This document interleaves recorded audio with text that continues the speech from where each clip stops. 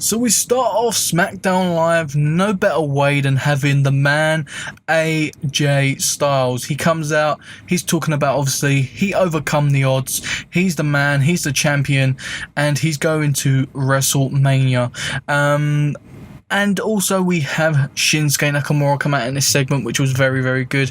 They're both basically going on with the fact that they're both really happy that they're going against each other. They respect each other. But at WrestleMania, it all comes down to business. And it's about the WWE Championship. I love the promo. I actually enjoyed Shinsuke's promo as well. I do see him and Asuka really struggling with their English and obviously trying to cut promos. But they're doing the best they can. And I really did enjoy this show, especially because I think this show coming out of Fastlane done everything I think it deserved and everything it needed to do, and this segment especially done very, very well. In the end, we had Rusev come out as well, as these two were staring down, and the whole crowd was obviously chanting. Everyone is behind Rusev and the whole Rusev Day, and I forgot to say happy Rusev Day, everybody. Basically he's over as hell. He needs to get a championship shot, whether it's the mid-card, the tag teams, or even the WWE Championship after WrestleMania. He needs a shot. I wouldn't even go far to say, I know it would ruin the matchup, I'd even go as far to say to add him into the triple threat and make another triple threat. Why don't we go at it at WrestleMania for the WWE Championship? Shinsuke Nakamura, AJ Styles and Rusev at WrestleMania would be an awesome match for me, but I know a lot of fans would obviously disagree with that. They just want the AJ Styles and Shinsuke Nakamura, which I understand why. But we go straight into the AJ Styles versus Rusev match. They announced this match, I think, around the sort of time obviously Rusev came out, and this match was up next. And the match, guys, was absolutely amazing. Now, Rusev has lost to Shinsuke Nakamura at Fastlane, as we all know. He put up a great match, and it's just going to show how much they're trusting Rusev in the ring, putting him in the ring with the best on SmackDown Live. And obviously Shinsuke Nakamura at Fastlane, AJ Styles literally a couple days after in the ring. In the end, there was no winner in this. There was an outside interference of Aiden English to save Rusev in this match, obviously from tapping out from the calf crusher of AJ Styles. Pretty much ended up with Shinsuke Nakamura helping AJ, coming to his aid, helping him and hitting the Kinshasa on Rusev, and pretty much walking out and showing that who's dominant. And there was a segment after the break, and he was basically, Shinsuke was talking to AJ saying he will help him from now until WrestleMania, but once it hits WrestleMania, it all comes down to business. He wants his championship match and the belt, basically. I really did enjoy this whole segment. I really am glad Rusev is being put in where he deserves. I'm really glad Rusev is over. I'm really glad that they didn't take away the fact of the meaning of the championship. I'm really glad that it was really focused around them two before Rusev came out. It weren't a whole before they go to speak, then someone comes out as soon as they start speaking. It was a bit of talking then happened, and I was really glad with how this whole segment came together, really. Next up, we have a backstage segment, Big E. Now, Big E obviously still quite injured, obviously from Fastlane, obviously being attacked by the Bludgeon Brothers, and also Jimmy Uso. They both cut a promo, and Big E is definitely getting a spotlight. He, to me, is definitely world champion in the making. He was NXT champion and he showed what he was all about at NXT. Why don't they split up the New Day or take Big E out of the New Day and have this guy on his own, because he's got the whole baggage to be a WWE champion or Universal champion or even a mid-card champion. He has everything in the making. Now, also, Jimmy Uso, he didn't really cut a great promo. He was just basically going on about, they took his brother out too. But Big E's promo especially, if you haven't seen the promo, go check it out. He goes about how even though his brothers are fallen, he's still going to fight. If he has two legs, he's still going to fight. He's going to fight for the New Day. And it was just a really, really good promo. So, and basically, in the end, they both say they're both going to team up. You're not on your own. We're going to take out the Bludgeon Brothers. Now, we had the match, as I was saying, with Jimmy Uso and Big E teaming up. Now, obviously, it was just too much. These Bludgeon Brothers were completely built up so well from Fastlane to here. And Oh my god, the Bludgeon Brothers just completely destroyed these two. Big E, I've never seen so fragile. When the storyline in this came over so well, and I was so happy with what they did here.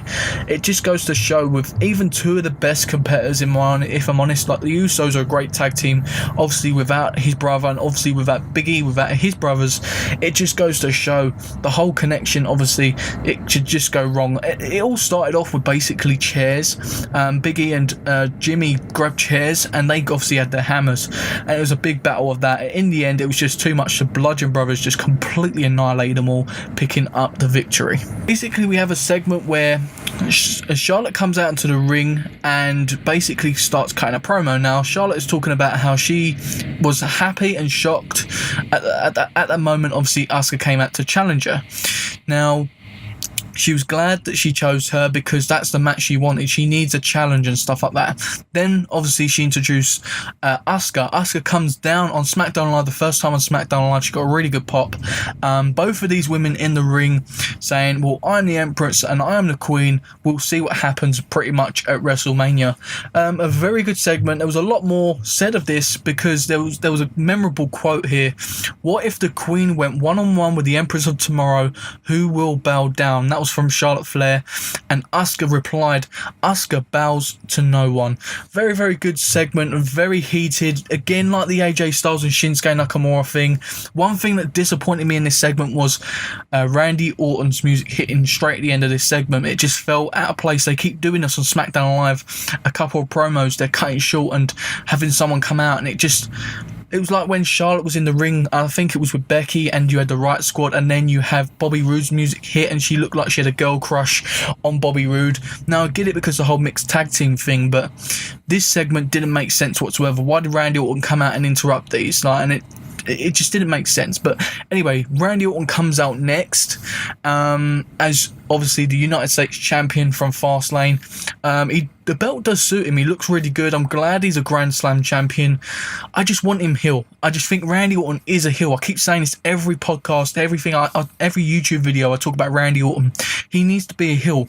The whole Viper gimmick, the whole Randy Orton, me as a person from growing up, from seeing him as a face to a really badass heel, the legend killer and everything, I just think the heel suits Randy Orton as well. And one thing I do want to say, I'm really glad with how well they protected the RKO. I didn't do a Fastlane review, and I wanted to say how well they protected that move, and every time it's hit, it still gets a really big pop. But anyway, we have a segment where Randy's coming out, he's talking on the mic. Now, I don't think Randy Orton is the best on the mic, but I do think this was a very good promo from him. Not outstanding, but it was just straight to the point, what we needed to hear. He's the United States champion. It's going to stay like that. He gives his respect to Bobby Roode, a great competitor, and stuff like that. Then we have Bobby Roode come down, basically saying he's going to have his rematch clause at WrestleMania, and then Jinder Mahal's music hit. Obviously, Jinder Mahal and Bobby Roode have a match, and Orton's watching pretty much. We knew this was going to happen pretty much. It was pretty predictable. The match, if I'm honest, it was okay. There was nothing really special in this match. It pretty much told a story, like it's gonna tell a story, and I don't know really.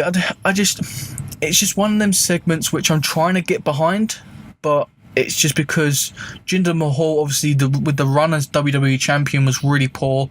I like the character. I think he plays a good heel, but just him in general, I don't know. I can't get behind it. And obviously, seeing Orton beat Bobby Roode, obviously we want to see the rematch. I want to see that, but it's going to be a triple threat. Jinder's going to be in there as well. So in the end, it basically had a distraction from Sunil Singh, obviously one of the Singh brothers, the Goon brothers. It allowed basically Jinder Mahal to hit his finisher and grab the victory over Bobby Roode. So Bobby Roode has now lost at Fastlane, loses the belt to Randy Orton, and now loses to Jinder Mahal. And then Mahal has a little chance to celebrate, and Randy Orton hits that RKO out of nowhere, and showing the Viper, the Snake, he is. I like the ending. The match was okay. There was nothing really special special about it. Next up, we have Naomi versus Carmella. Another match I can't be bothered with, really, because Naomi is never going to get over again after her run that she had before. It's going to be tough unless she changes character or something, but we know Naomi is Naomi, and she's been like this for years. She's never really got over as much as she should have, even though she's so athletic, so great.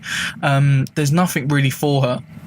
Obviously, this is a well-booked thing for Carmen, obviously being Mrs. Money in the Bank going towards WrestleMania. They're trying to do a thing like Seth Rollins, I believe, the cash-in at WrestleMania. People believing that she's going to have a failed cash-in to Asuka and Charlotte. I don't think that at all. I think it's going to be a cash-in on Alexa Bliss, obviously, because obviously now Asuka's over there. Obviously, it's going to be Nia Jax versus Alexa Bliss, apparently, and I think she's going to cash in on that match. I don't know whether she will get the victory or not. I'm not too sure yet. We'll see on the build, but that is the match I think she's going to cash in on.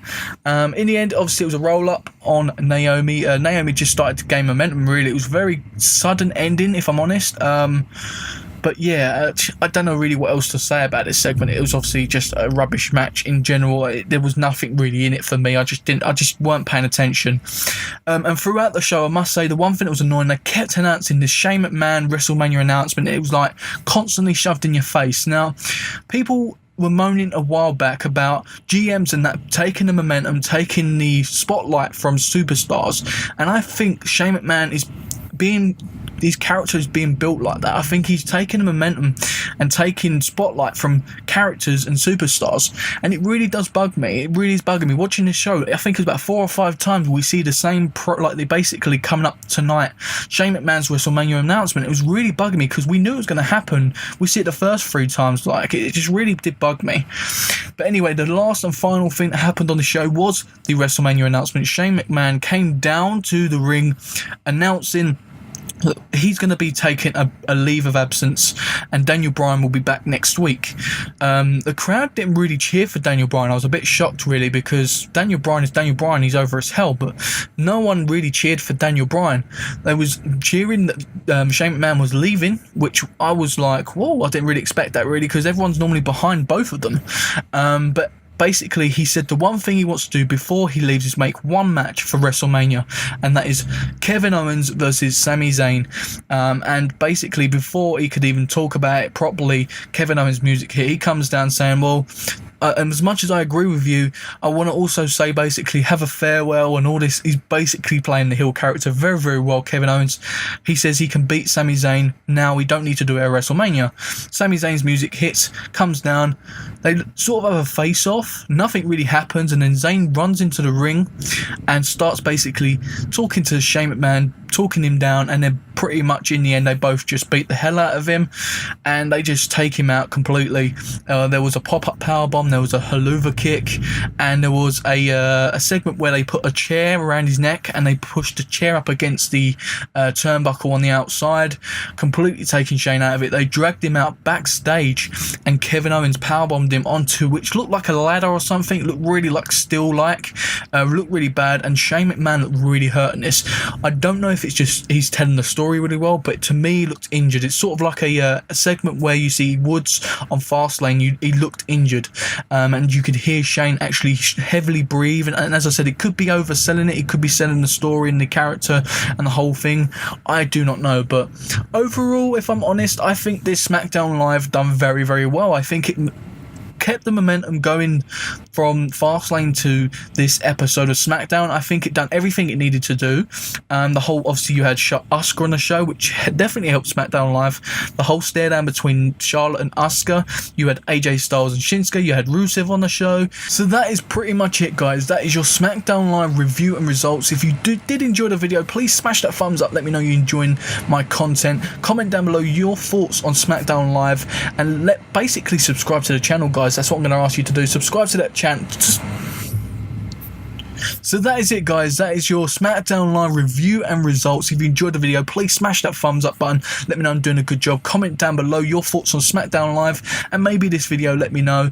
And also, don't forget to share this video around if you did enjoy it and you think if everyone else would enjoy it or other wrestling fans would enjoy it, etc. And don't forget to subscribe to This Is Pure Wrestling. This Is Pure Wrestling is the place to be for some awesome content. And hit that bell for notifications straight to your YouTube or your device. Check the description. There'll be links down there to social media and other YouTube videos. It's always handy to check the description because there's a lot of stuff which you may have missed out on, like my Raw review. And don't forget, 205 Live review should be shortly up after this video, if not maybe just beforehand. Depends on the upload and the upload speed. So thank you very much, guys. I've been me, you've been you, and I'll see you next time on This Is Pure Wrestling.